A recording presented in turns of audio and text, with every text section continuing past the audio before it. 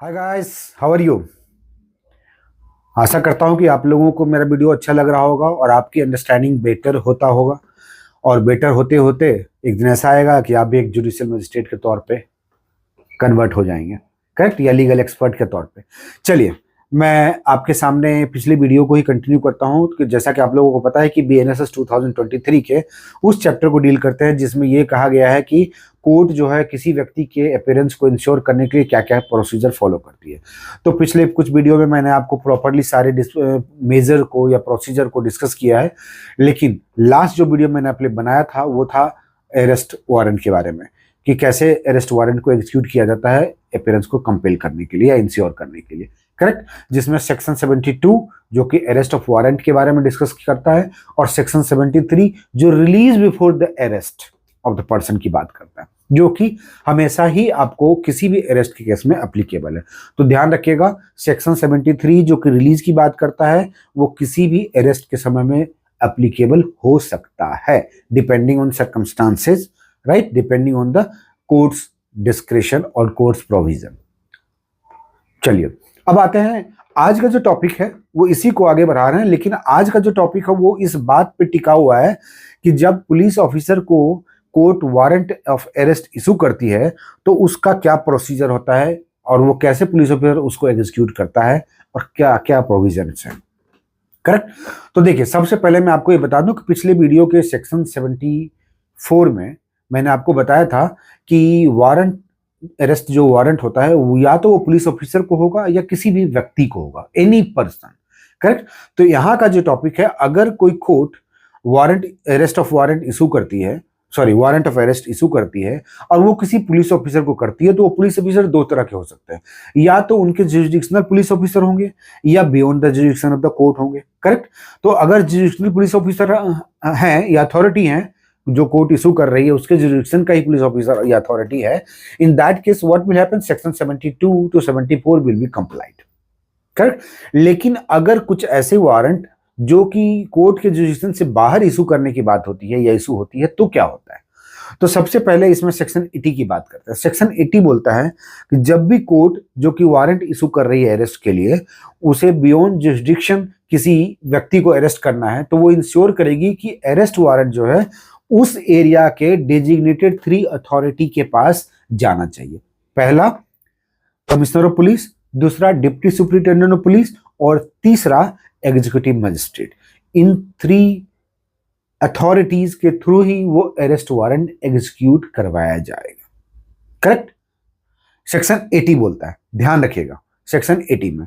अब यहां पे है कि हालांकि एक प्रोविजन है और जो कि मैं आगे आपको बताऊंगा, सेक्शन 81 में जो बोला जाता है कि डायरेक्टली पुलिस ऑफिसर जो कंसर्न जो व्यक्ति अरेस्ट हो रहा है वो जहां रह रहा है वहां के जुरिडिक्शनल पुलिस ऑफिसर जो होते हैं उनको भी डायरेक्टली भेजा जा सकता है, अपार्ट फ्रॉम दिस 3।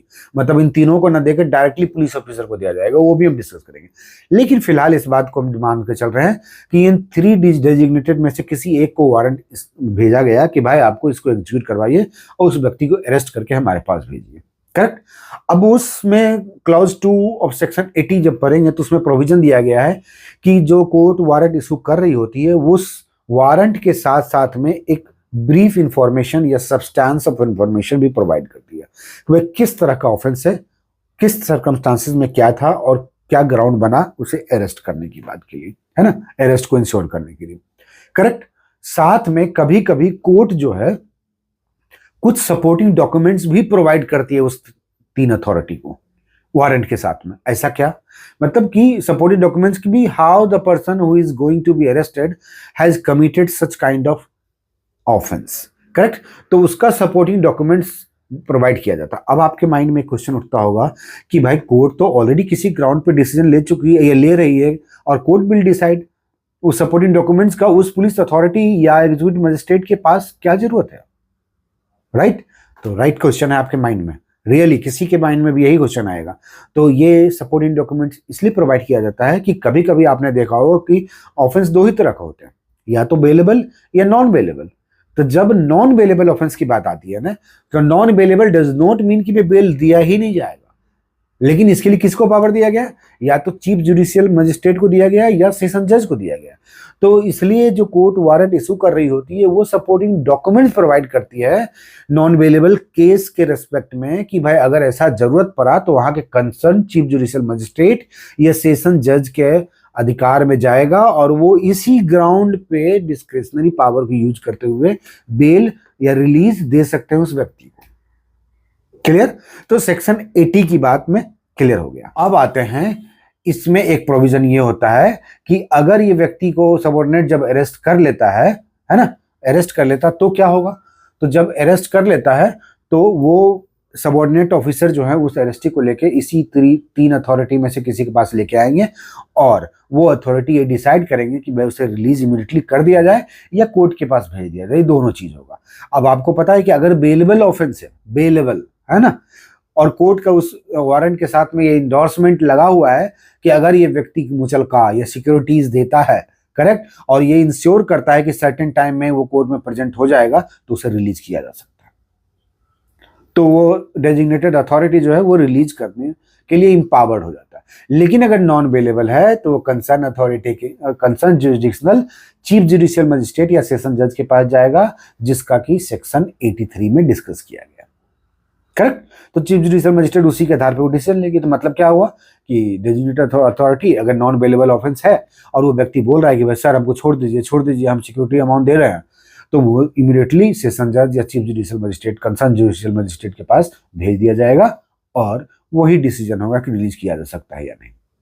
चलिए, अब सेक्शन 81 क्या कहता है कि कभी कभी इन तीनों डेजिग्नेटेड अथॉरिटी के पास कोर्ट जो है वारंट, अरेस्ट का वारंट नहीं भेजती है, बल्कि एक डायरेक्टली पुलिस या एसएचओ के पास भेज देती है कि भाई ये लो और इसको इंश्योर करो, इसको अरेस्ट करो। ऐसे में क्या प्रोसीजर? तो ऐसे में प्रोसीजर है कि वो एसएचओ या police officer will not wait for the endorsement of his senior authorities like commissioner of police और designated deputy superintendent of police और एग्जीक्यूटिव मजिस्ट्रेट, क्योंकि ये वारंट भेजा ही गया इसीलिए क्योंकि कोर्ट को ये लगता है कि जब तक ये तीनों अथॉरिटी के पास जाएगा तब तक में शायद वो अरेस्टेड पर्सन जो है हो सकता है, जिसको अरेस्ट किया जाएगा, हो सकता है वो वहां से निकल भागे।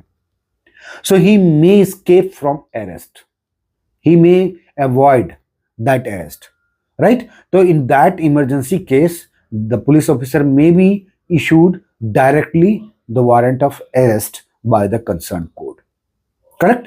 अब यहाँ पे एक प्रोसीजर ये है कि अब जब पुलिस ऑफिसर जब अरेस्ट इंश्योर कर लेते हैं, अरेस्ट कर लेते हैं, तो क्या प्रोसीजर है?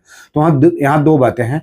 एक कि इमीडिएटली अरेस्ट करने के बाद वो वहाँ के जो भी डेजिग्नेटेड अथॉरिटी है, डिप्टी एसपी या एग्जीक्यूटिव मजिस्ट्रेट या कमिश्नर ऑफ पुलिस, उसे इंटीमेट किया जाता है या जुरिडिक्शनल अथॉरिटी जो होता है कि सर हमने इस व्यक्ति को अरेस्ट कर लिया है और मैं इस व्यक्ति को अरेस्ट करके यहाँ रखा हूँ, करेक्ट?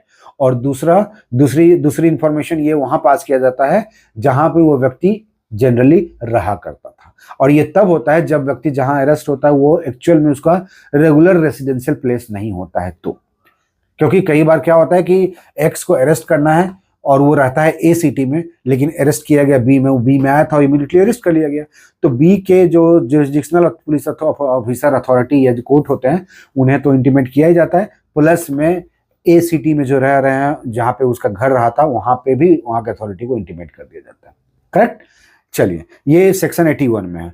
अब 82 क्या कहता है? 82 ये कहता है कि जब सबऑर्डिनेट के थ्रू या डायरेक्टली पुलिस ऑफिसर के थ्रू जब भी ये चीज अरेस्ट इंश्योर्ड हो जाता है तो सबऑर्डिनेट ऑफिसर या पुलिस ऑफिसर जो है इमीडिएटली इस अरेस्टी को अपने डेजिग्नेटेड अथॉरिटी या कोर्ट के पास ले जाएगा, करेक्ट? कोर्ट के पास ले जाएगा। इसमें क्या है कि जब ये डेजिग्नेटेड अथॉरिटी के थ्रू एंडोर्समेंट हुआ था, वारंट आया था, तो डेजिग्नेटेड अथॉरिटी के पास ले जाएंगे। डेजिग्नेटेड अथॉरिटी ये डिसाइड करेगा कि इसको रिलीज किया जाए या नहीं, राइट? और नहीं तो बोलेगा डायरेक्ट ले जाओ कोर्ट, करेक्ट? तो नियरेस्ट कोर्ट में वहां ले जाया जाएगा, करेक्ट? अब यहाँ पे बात ये उठती है कि रिलीज की बात तो वही बेलेबल नॉन बेलेबल, जैसा मैंने आपको पहले बताया कि अगर बेलेबल है और इंडोर्समेंट किया गया है कोर्ट के थ्रू कि भाई रिलीज किया जा सकता है तो ऑफिसर जो है पुलिस सीनियर अथॉरिटी जो है वो रिलीज कर सकते हैं, और अगर नॉन बेलेबल है तो सपोर्टिंग डॉक्यूमेंट के आधार पे सेशन जज या chief judicial magistrate will take decision whether to release और नॉट, करेक्ट। ये भी बोला गया है कि सबऑर्डिनेट अथॉरिटी के थ्रू जब किसी व्यक्ति को अरेस्ट किया जाता है तो वो दो ही जगह जा सकता है, या तो डेजिग्नेटेड ऑथराइज ऑफिसर जिसने वारंट को इंडोर्स किया था, या कंसर्न कोर्ट जिसने वारंट को इशू किया था। करेक्ट। तो अब यहाँ पे कंडीशन ये दिया गया है कि अगर वारंट इशूइंग कोर्ट की डिस्टेंस 30 किलोमीटर से ज्यादा है और उससे कम दूरी पे उसका वो सबऑर्डिनेट का senior authority like deputy superintendent of police, commissioner of police या एग्जीक्यूटिव मजिस्ट्रेट का ऑफिस है, तो वो नियरेस्ट प्लेस पे ले जाएगा। करेक्ट। और वहां से फिर फर्दर डिसीजन लिया जाएगा कि भाई रिलीज करना है, नहीं रिलीज करना है, अवेलेबल है, नॉन अवेलेबल है, या concern authority court issuing authority को इशूइंग कोर्ट के पास ले जाया जाएगा। करेक्ट। तो फाइनली कहाँ पहुंचना है? कोर्ट के पास ही ना। करेक्ट। तो कोर्ट के पास पहुंचने का दो ही तरीका है, या तो arresting authority immediate arresting officer जो है पुलिस ऑफिसर, ये इमीडिएटली कोर्ट तक ले जाएगा जिसने इशू किया था वारंट, अगर वो नजदीक है विद इन 30 किलोमीटर में है तो, और नहीं तो वो अपने सीनियर अथॉरिटी के पास ले जाएगा। Isn't it? तो इस तरह से आप देखेंगे कहानी के तौर पे कि भाई जब कोर्ट किसी पुलिस ऑफिसर को जो कि उसके कोर्ट के जुरिसडिक्शन से बाहर का है अरेस्ट वारंट भेजती है तो उसमें क्या क्या प्रोसीजर फॉलो किया जाता है, क्या क्या इंपॉर्टेंट रेलिवेंट पॉइंट है आपके जुडिशियल एग्जामिनेशन के पॉइंट ऑफ व्यू से, आपके लीगल कॉन्सेप्ट के क्लैरिटी के पॉइंट ऑफ व्यू से। Isn't it? So guys I hope कि आपको ये सारा चीज क्लियर हुआ होगा। अब नेक्स्ट वीडियो में जो मैं आपके साथ डिस्कस करने वाला हूं वो है कि क्या किसी प्राइवेट व्यक्ति को भी ये पावर है कि वो अरेस्ट कर सके, और अगर पावर है तो कैसे इंश्योर किया जाएगा कि वो अरेस्ट करे, और क्या प्रोसीजर फॉलो करना पड़ेगा उस प्राइवेट व्यक्ति को। चलिए फिर देखते हैं नेक्स्ट वीडियो में इसी लीगल कॉन्सेप्ट को आगे बढ़ाते हुए। तो keep watching legal eye 24 and do not forget to share, subscribe and like this channel. So thank you guys. Thank you very much.